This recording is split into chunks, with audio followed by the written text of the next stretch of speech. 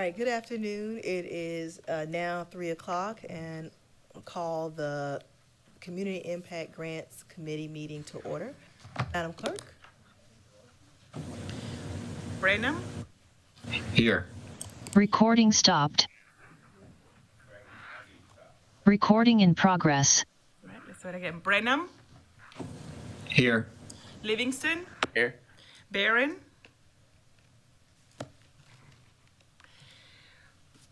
Mackey, Here. English. Present. We have a quorum. Thank you. And for the record, Councilman Jason Branham did notify me ahead of time that he'd be attending virtually, as well as Councilwoman Gretchen Barron, even though she is not joined yet. The next item on the agenda is approval of minutes from September 12th, 2023. Do we have any additions, deletions? Move for approval, Madam Chair. Second. Motion and a second. Any discussion? All right. Madam Clerk? Brenham, Yes. Livingston, Yes. Barron, Mackey, Yes. English. Yes. Motion approved. Thank you. Next is the adoption of the agenda. Move to approve. Second. Discussion? Okay, Madam Clerk? Brenham, Yes. Livingston, Yes. Barron, Mackey, Yes. Ms. Barron, were you voting yes for the adoption of the agenda? That's correct. Mackey, Yes. English. Yes. Motion approved. All right, the item for discussion today is our fiscal year 2024-2025 Community Impact Grants application. We successfully completed our first Community Impact Grant application and made our awards. And so, as promised, this committee is back to meet early so that we can get our application, any edits that need to take place, and make sure that we are ready to release it at the scheduled time to align with our fiscal year. So in our packet on pages 8 through 16, you'll see our current application there, and wanted to have discussions today with committee members on changes that you would like to see to either the grant kind of requirements or the questions or any of the even areas of impact areas that we have listed. And so want to open it up. I know we had a lot of questions, I believe, during the review and approval process, but now is our time to kind of put some of those in place and talk about them. So, Start like with the. yes, Mr. Livingston, we sure can. Mr. Livingston, for the sake of the group, Mr. Livingston requested that we start at the beginning on page 8, and we'll walk through those pages. Mr. Livingston, you're recognized. First, how about religious organizations? How we say they can use public funds, but not for a religious purpose. Do we need to at some point start thinking about how to clarify what religious purpose is or whatever? Is that a problem? There is a state statute that does support that government money should not be used for religious purposes. It has to be open to all individuals, not those just in a religious setting. Right, and I agree with that. I'm just trying to figure out how we monitor that, that's all. Typically, it's determined by the and I'm sorry, Madam Chair. ACA Thomas, you are recognized. Thank you. Day late, dollar short. Typically, what you're looking for there is the group that the project supports and how the project will be administered. Yes, sir. Is there any need to list, you mentioned it was a state statute, is there any need to reference that in this paragraph, that we also abide by that, or is that understood? Do we need to be more specific in that area? And that's kind of get what I'm getting at, because I want to be able, when we get in an argument with somebody, or debate about whether it is or not, I was trying to look for something to say it is or isn't. That's kind of what I was getting at. I'll look into that. Yeah. Almost like saying You recognize Ms. English? it's something in the air. It's almost like saying, okay, you have this, but how will you include other sources outside of this organization? So that it's not a religious purpose, yeah.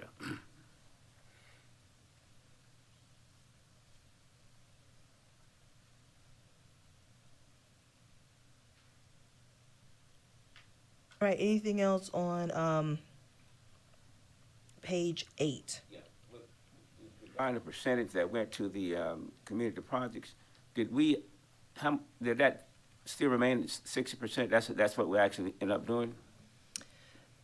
Madam Chair? You recognize A.C. Thomas? Yes, Mr. Livingston, that is what was done last year. If there's some change, then that would be up to the committee. Well, That's what we did. well, that is what we did, but I'll say that the request did not exceed am I remembering that correctly? That is correct. Yes, so even though we set aside 6%, requests that came in didn't exceed that amount. Okay. I do think we might want to look at the criteria that is around how you become a community partner and how you get on that list. And if once you're on the list, are you on the list every year? Is there consideration that after 3 years you roll off? Or I think and I say that because I did receive questions from other nonprofits wanting to know specifically, well, what constitutes those people and will they ever have a chance to be on that partners list? So I am open to any suggestions regarding that. And I do see Councilwoman Barron, her hand is raised. Thank you, Madam Chair. That was the exact point that I wanted to address, and that was the community partners and the length of time that they would be a community partner, as well as the selection criteria. I'd like to, look at, maybe a 2-year or a 3-year stretch that would give anyone who's doing any type of programming a good opportunity to get funds, and then will receive funds from us, and then find other ways to sustain their programming after no longer being on the list. If they, I would like to see us work this list where it's not always the same group, all the same groups that are on there every time, but new organizations have an opportunity. And I do recognize the fact that some of these that are listed are community staples. So I do recognize that. But I do think that we have some up and coming community groups that could very well be placed in that same criteria. Thank you, Councilwoman Barron. I want to acknowledge Councilwoman Yvonne McBride for joining us today. Thank you, Ms. McBride.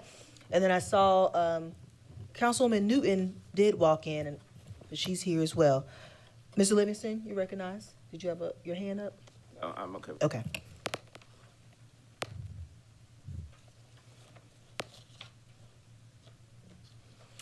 All right. Any other thoughts or recommendations related to the community partners list? I'm hearing consideration of a time limit of how long you're on the list, more clarification on how you get on the list.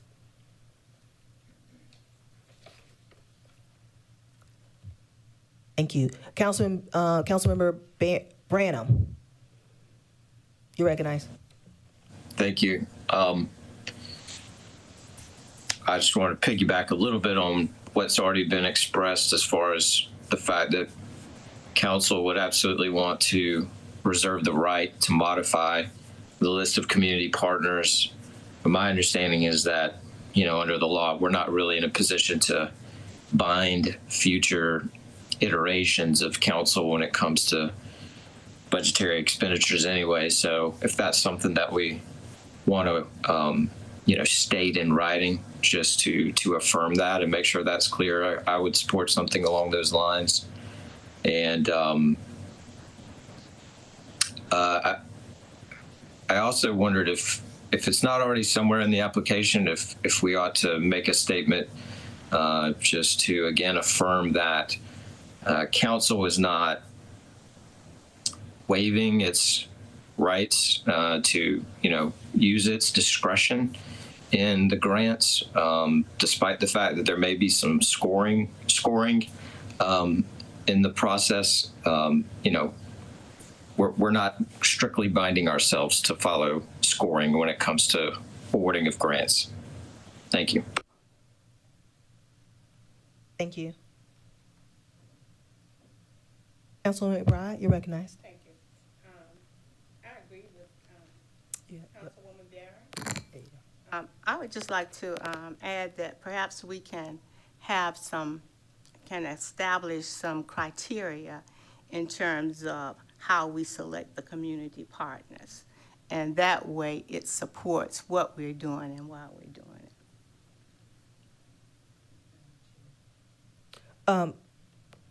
it. Just, Ms. McBride, is there any suggestions on criteria that you want to give to staff to kind of think about as they take the edits, or you just want to have I can send that Okay. in, but I know that most of these have been in the system, and I guess Mr. Livingston would know much better, but for at least, I know, over 8 years, for the majority of them, or 10 years, Mr. Livingston. Yeah, so that's one thing that I think that we need to do. And another thing, I don't know, I haven't thought through the process, but a lot of these agencies that are listed here, many of the people in my community would not know how to access them. Not only the ones that are listed here, but other programs that we are funded.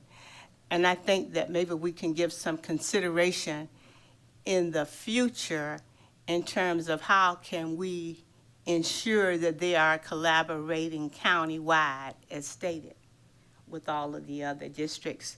For example, and I'm not going to call a particular name, but I tried to help some constituents with a particular program, and I've even gone through the ombudsman's office, but I'm getting the runaround. I've went from one person, from one entity to the next entity, not being able to get those services, me as a council person, so I can definitely understand the issues for constituents trying to get there. So I think we need to look at some type of protocol in terms of ensuring that we are able, or that all the districts are able to access these services, given that they are supposed to be community-wide, county-wide. Thank you. Councilwoman English, you're recognized. Ms. McBride, thank you, because that's exactly what I was saying, clarification on the list to prioritize the criteria. And I was, several things came to mind, and one was the number served, and I know we'll be going through this, and the unincorporated area, those of Richland County, and also when we talk about collaboration partners, I would like to see more of a definitive outline from grantees, meaning if English Industries, I don't need Mackey and Livingston just to say, oh, I support them. I need Mackey and Livingston to say how they will work with me and how they will support this and how they will give us referrals and working together, not just, hey, we support what they're doing. Thank you. Thank you, Ms. English.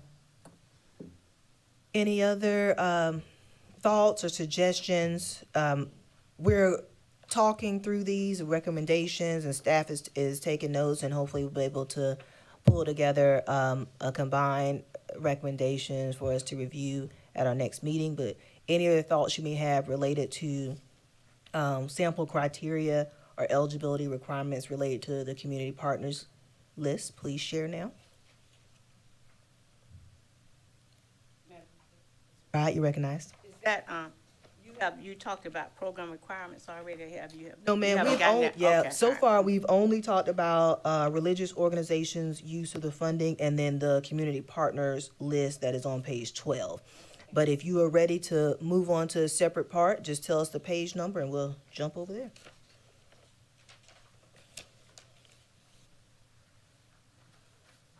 So, Brad, yes. Thank you. So on page 8 of 16, I'm gonna put on my glasses, that might help some. Under program requirements, it says that organizations receiving accommodation tax or hospitality tax funds will not be considered for funding unless waived by a majority vote of council. And with our community impact grants, usually they are service-oriented grants, and the accommodation tax and hospitality tax funds are not service-oriented. But if we're going to use that as a basis, I think we should include all grants received, and that if they receive any grant, then it has to go before council for a majority to waive. Because many of the programs are receiving ARPA funds. Some may even be receiving community development funds, and I don't know what other funds. But what happens is that we have a great need for 501c3s out there provide services to our communities. But if a small majority takes up all the funds, then there's not any left for them. It's sort of like the old saying, the rich get richer and the poor get poor. So I would like to include any funds received through Richland County. And I'm not on the committee, but that's one. Tell me exactly where you are, Ms. McBride. Okay, on page 8 of 16, under program requirements,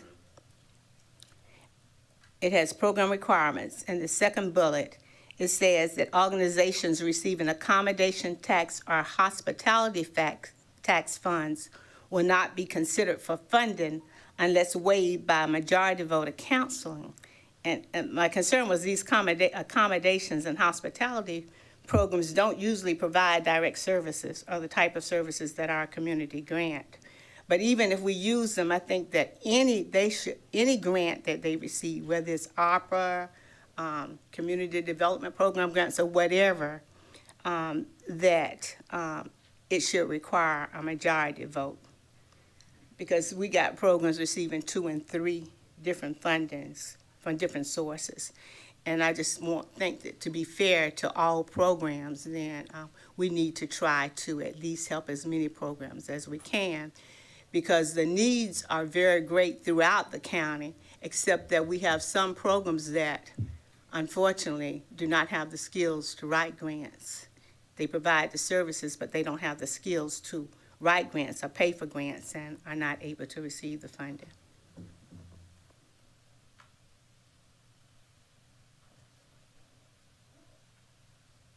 Ms. Newton, you're recognized. Thank you. And I guess if it's okay, I'd like to maybe address part of my question to Councilwoman McBride, because I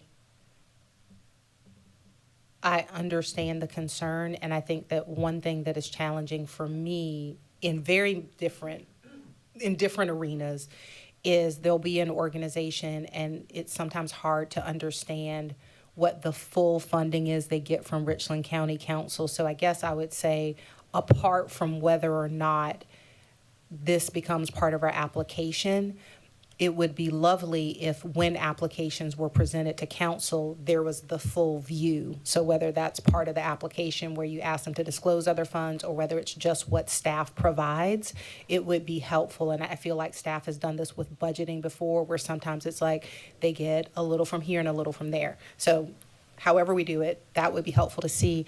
I guess what I wonder is, and I don't know the answer, is if we would be setting ourselves up where then council had to vote individually on everything? Because I guess to me, there's some buckets, like, I don't know, to me, that getting a CDBG grant, which is, so rigorous and federal, would be the same as getting something else. So I guess I just want to be clear with your recommendation. You're like, any dollars at all. You got $1 from, because we bought a table at your event, that it's got to go to council. I mean, I just want to understand if that's okay. I was just following. I don't think it should be included here at all. But I mean, if you're going to include hospitality and accommodation taxes, which didn't seem to fit to me, that didn't seem to fit. But we have other programs that they receive, like the ARPA funds that they received, and other federal programs that may be coming forth. I'm not talking about a dollar here. I'm talking about grant programs. Sure. Okay, and I guess then, because that was really helpful, and so I feel the same. My understanding of accommodations tax is that what we're doing for this grant, there probably wouldn't be crossover. So I guess I'll just stay with my comment of however we do it, if when things were presented to council, there could be a spreadsheet or a grid, or I don't want to be in the weeds on the format, but if we could understand the full scope would be helpful. Thank you. And I think Ms. Thomas was going to say something.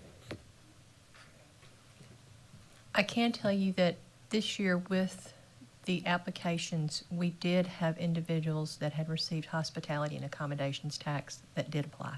For the same type work? It was different. Okay. And so when That's my staff fault. provided a spreadsheet, it was all the folks that applied, the scores, and at the bottom in red, there were organizations that applied, but it noted they had received hospitality, or they had received ARPA, or they had received something else. So then if council wanted, you could have still, you need a majority vote to do it, but it was listed that, hey, these people have already received completely different program, right? Because what they were doing with hospitality funds request was different than what they were applying for with this, but it was still made known to us that they had already received it.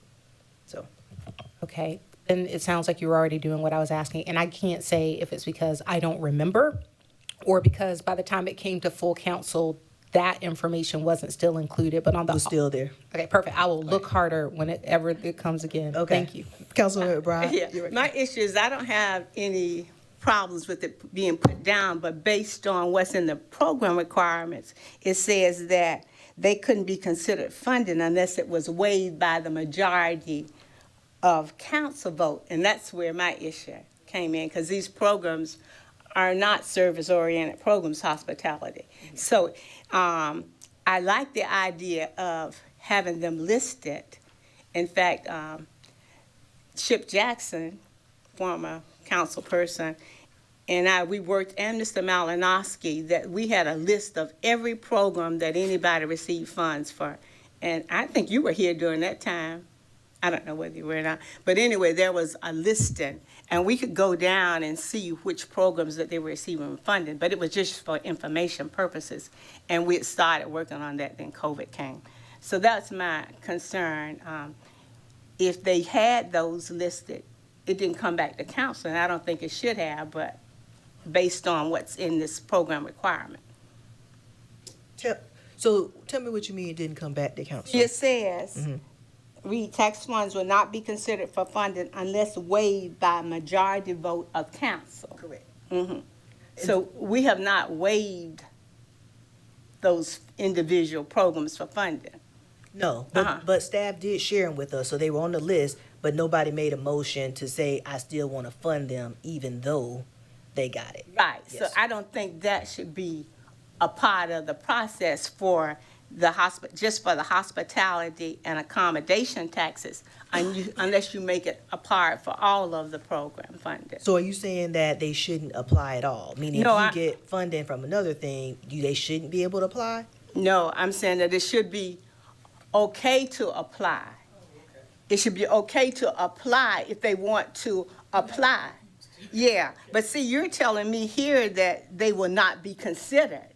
So that's saying that they're not okay to apply because they're not going to be considered. So that's what I needed clarification on that. So, well, let me say, so maybe we can look at changing the wording, because folks did apply. They did, and then they were listed in the sheet as well. So they were there and they applied, so we didn't not view them, but they were just listed in a different category that said, hey, they received this. So we can change the wording perhaps, because it didn't stop them from applying. It didn't like, But did that, it stopped them from getting funded?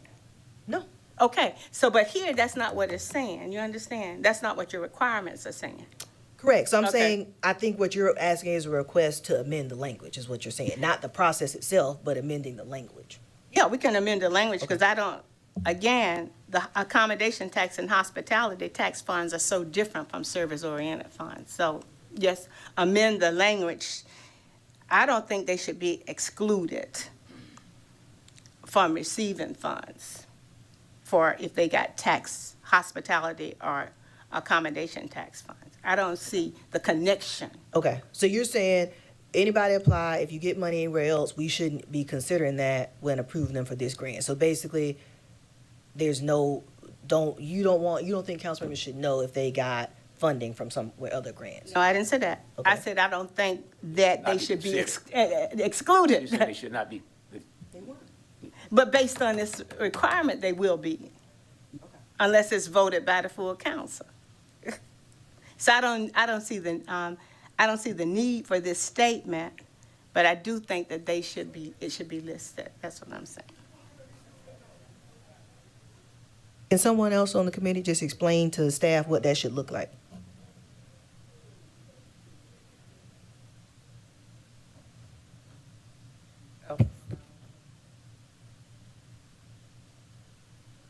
I do think we need clarification directly to staff on if there is a change to the language or if it's just a change in the way they present the spreadsheet, so they know exactly. Because I think I may be confused, so I don't want to give direction. But they either need, I think either, Mr. Bride, if you could draft language to change this, or just say what you would like it to be in the spreadsheet when we receive it.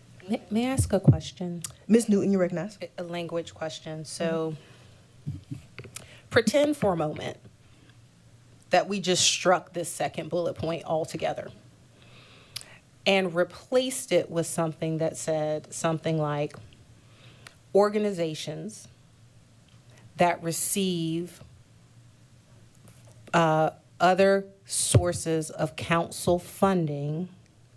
This is where the language is bad, but work with me. May have the amount of any award adjusted. That's not good language, but the idea is that, you know, as part of its consideration process, council will take into account organizations that receive funding from other council sources. So it's not saying you can't apply. It's not saying you won't be considered. It's not saying a majority of council has to waive the vote. It's just saying as part of our, maybe it's not a requirement, it's just like a factor criteria that council will review other sources of funding you receive from Richland County as part of its award decision. Yeah, that helps because that does not, with the current language, it excludes you if you receive hospitality or accommodation tax unless there's a special vote. So that would.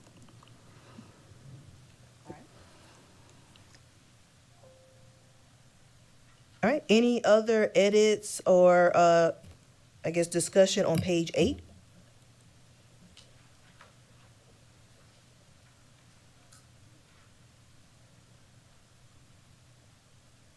All right, moving on to page 9. All right, you recognize? Under the area, the program will not fund, however, not limited to. So where you have medical research and health-related fields, does that mean research-related fields? Under the fourth bullet. A.C. On Thomas, page- you're recognized. Thank you, Madam Chair. Typically, that's been an exclusion that the county has had just because it felt as though, from my understanding of historical applications, that some agencies that might receive these funds would not be in a position to actually make determinations regarding people's health conditions. Okay, Yes, Ms. Ibrahim, you recognize? okay. So I just went to a workshop, a seminar that our community development program in your district, Ms. English, which was excellent, a health program. And they did a lot on diabetes, which is a real problem in our communities. So if you've got a health education program, and I think we funded some maybe similar programs with COVID, if it's COVID-related illnesses or whatever, would that be excluded based on this statement? So that's why I couldn't differentiate whether it was just research or whether we were excluding any type of health education or information programs. And if we were excluding health education information, then I would sort of have some concerns about that given the health. I believe this is more technical health information. Education, that would specifically be to me an education item. So I didn't want, it's sort of confusing to me, and I don't know whether it would be confusing to others with the medical research or health-related issues, that they would not be funded. So if we could just include, and I can't make a motion because I'm not on the committee, but if, We're just, please feel free to give your suggestions. if we would just look at, maybe saying medical research-related issues or health issues, medical research, rather than just health-related issues to avoid some of the confusion. I would agree, health-related issues, one might think that's health education. All right. Anything else on page 9?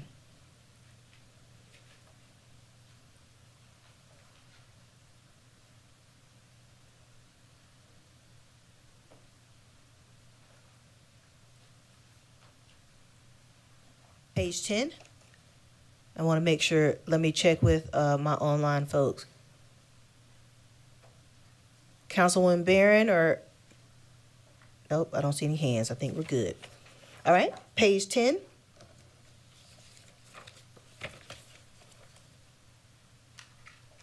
Ms. Newton, you recognize? And I'm certainly happy to wait until, if the committee wants to say something. Since I'm way down here. I wanted to raise my hand. Oh, I'm so glad everyone's here. Come on. Okay, so my question is really page 10 and page 11 is just a question about our evaluation criteria and how I add up the scores.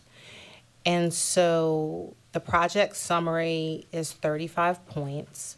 The project impact is 30 points. The organization back up to, for all these, up to 20 points. And the budget is up to 15 points. And so I'm not sure how to ask this question, so I'm just going to ask it a bad way and you can help. Sometimes, well, it's almost Thanksgiving. So sometimes, like, our eyes are bigger than our stomach. That's my analogy. I'm getting there. Okay, I'm going to land this plane. I'm be patient. Sometimes. You gonna get there. I'm going to get there. So sometimes we think we can do more than we can. And so I guess the way that I read these criteria, like sometimes you read an application and you see like what they put together and the plan and the budget and the background, and you're like, I don't know if you can do that. So like I can put together a plan about how I'm going to cure cancer, and my project summary can state my objective and who I'm going to serve and how and the need for it, and I get my 35 points. If I can cure cancer, the impact is huge. If I can do that, that's 60 points.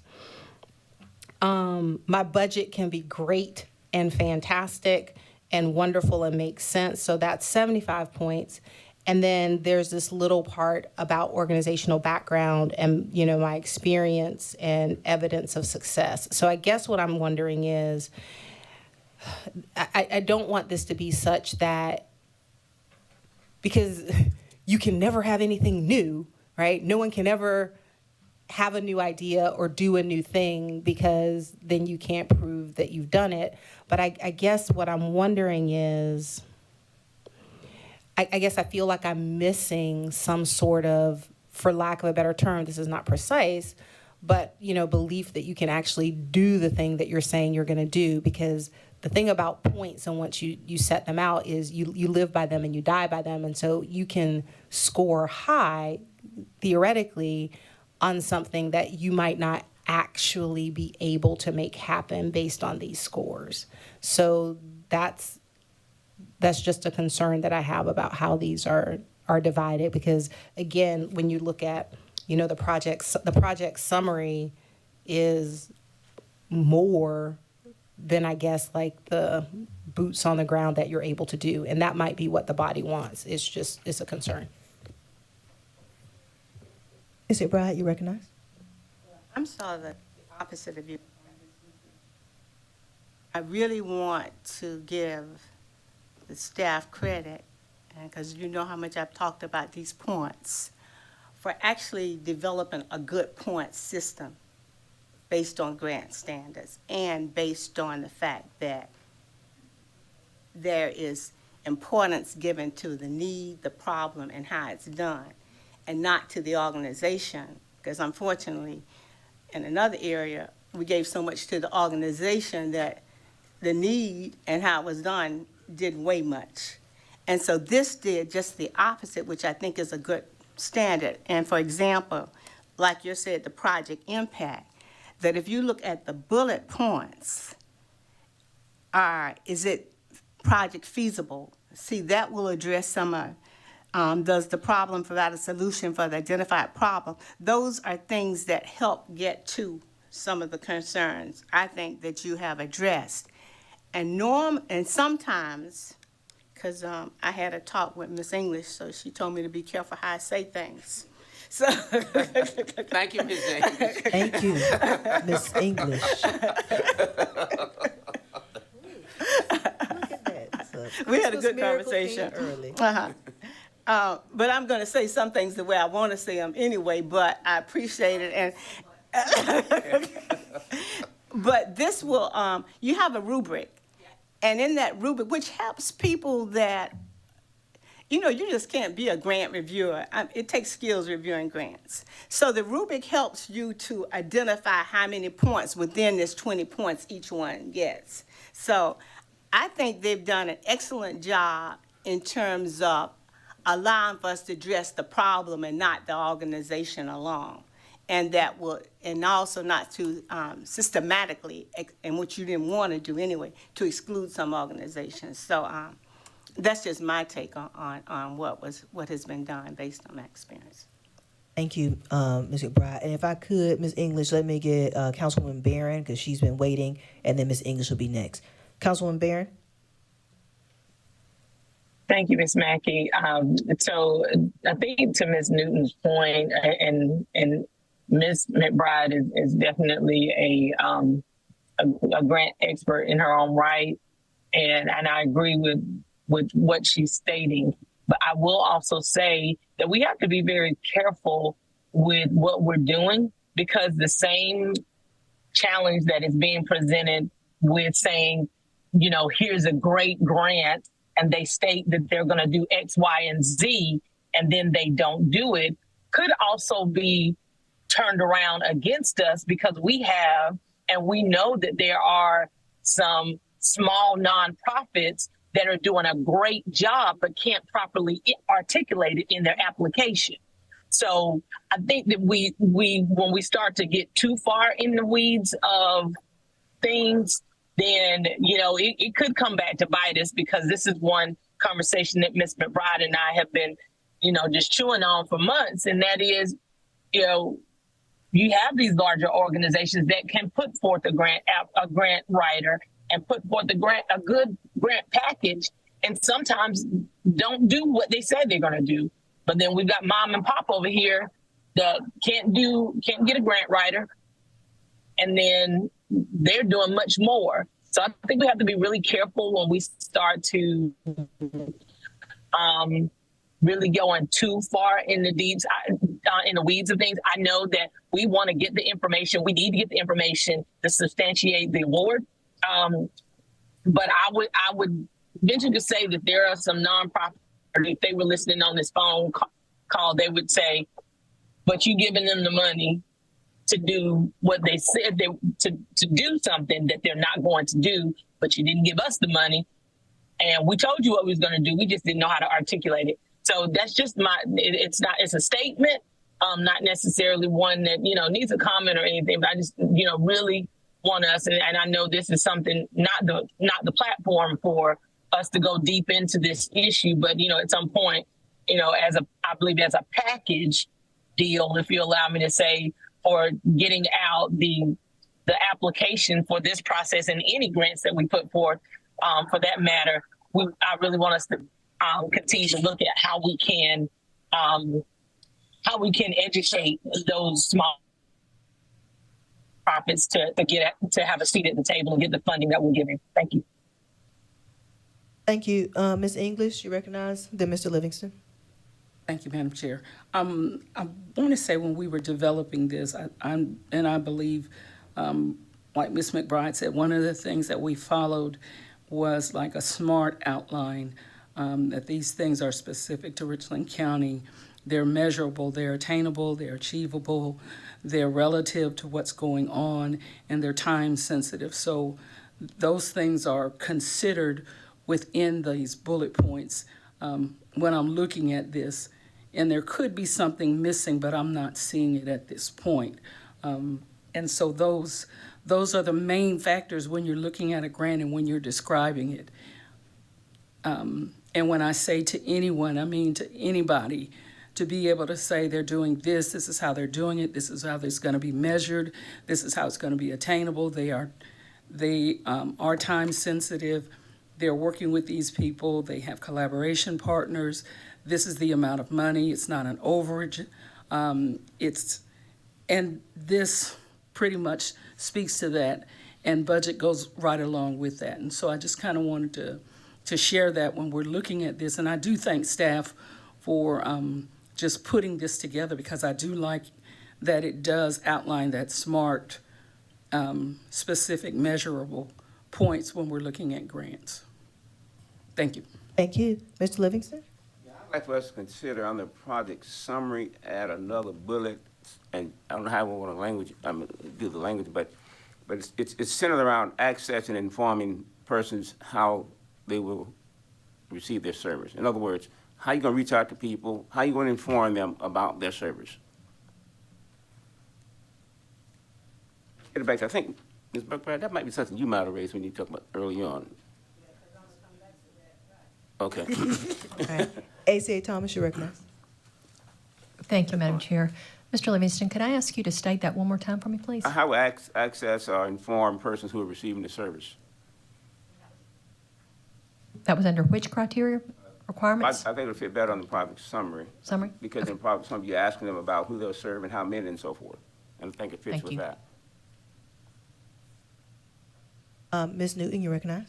Thank you, and thank you to everyone who addressed my point. So what I just want to go back to is, and I think these are good criteria, so, and I'm happy to have this conversation online where those people who work more in grants can, walk me through things.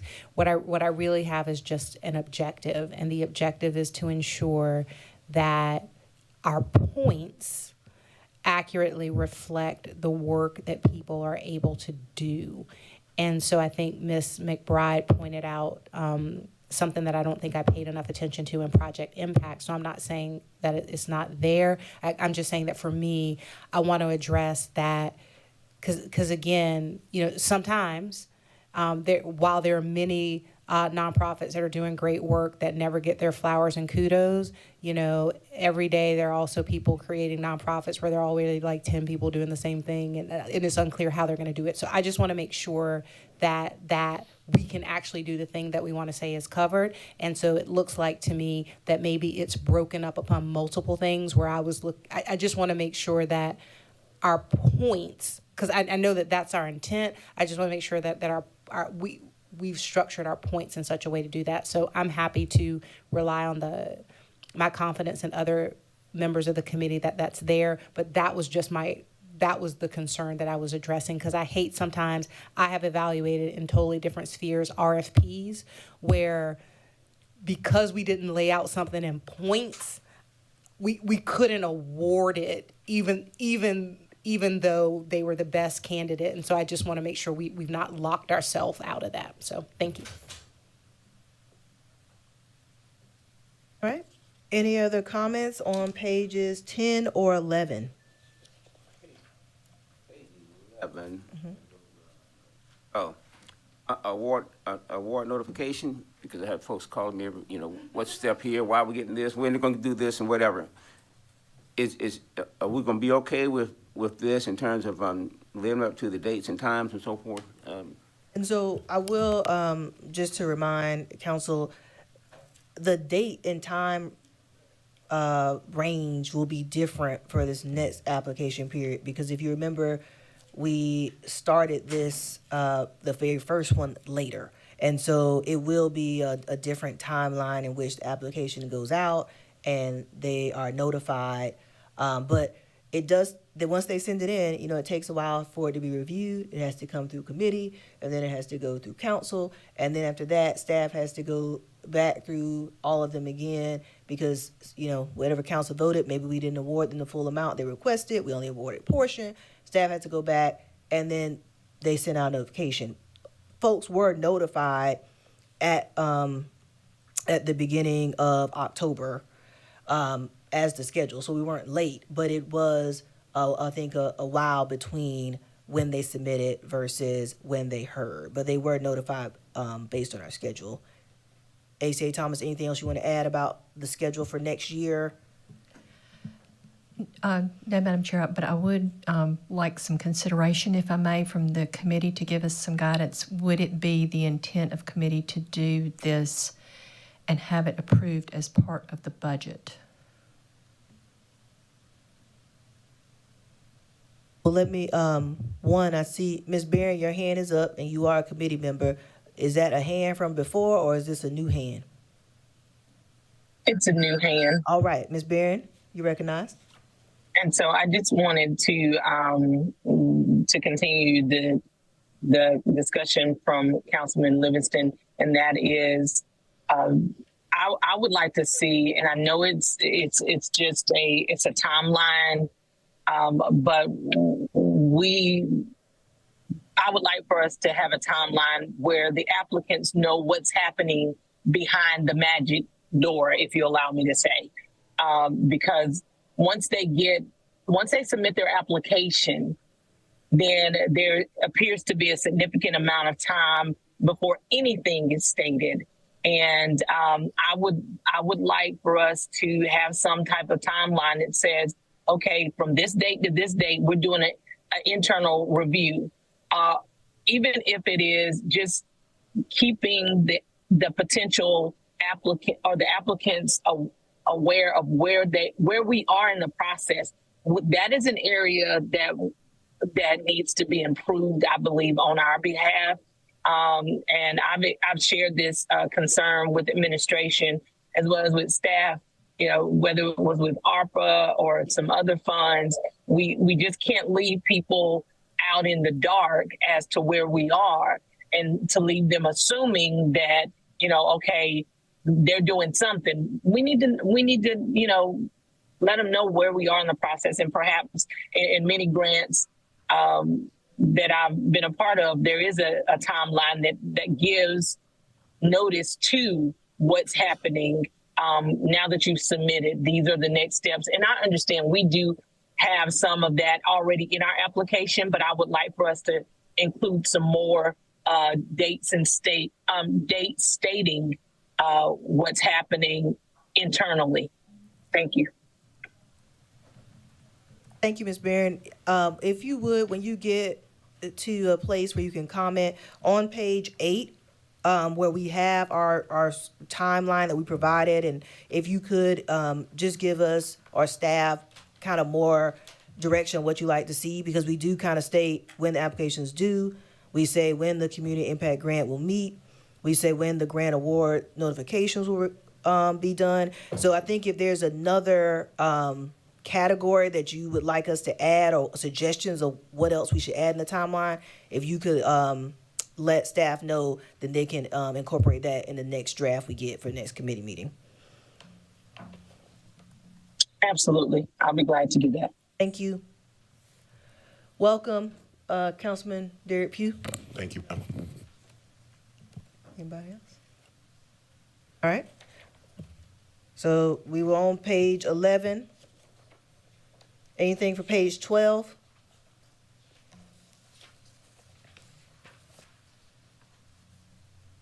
I think we kind of covered page 12 already with community partners.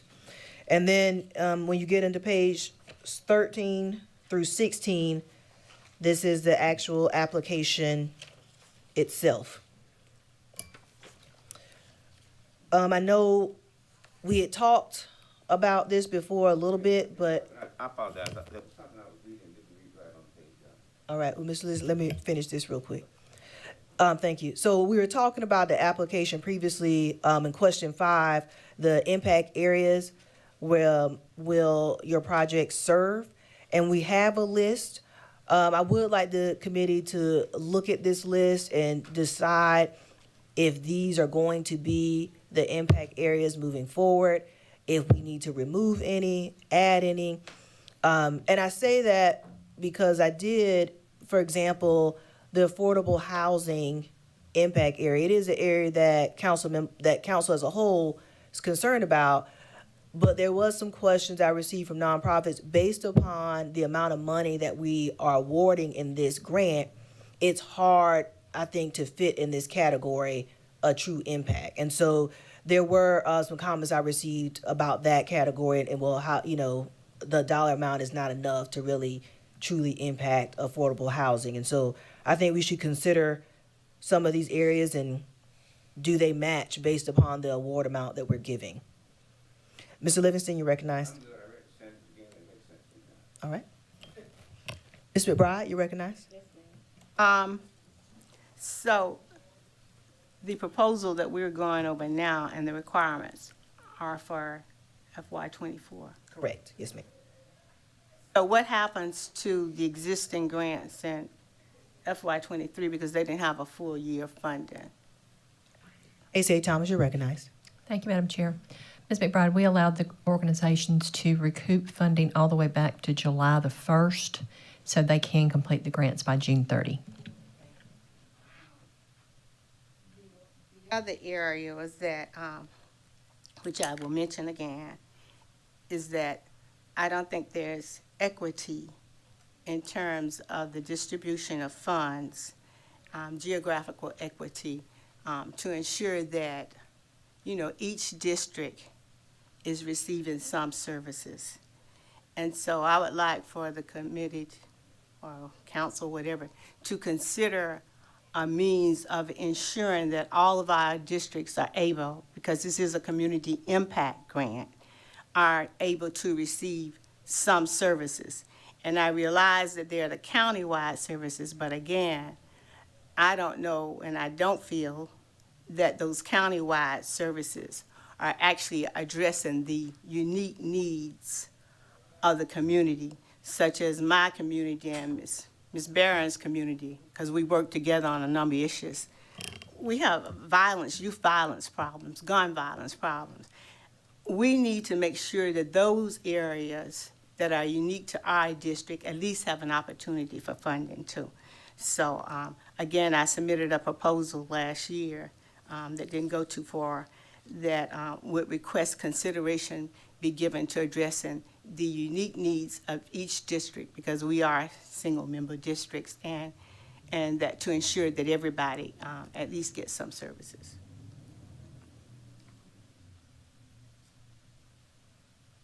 Ms. Barron? Thank you. So I would agree with you. I would like to remove affordable housing from that list. It's just very difficult to address that particular area with such a small amount of money. But I would like to recommend to add youth services or youth programming, and then also a category for veteran services. Thank you.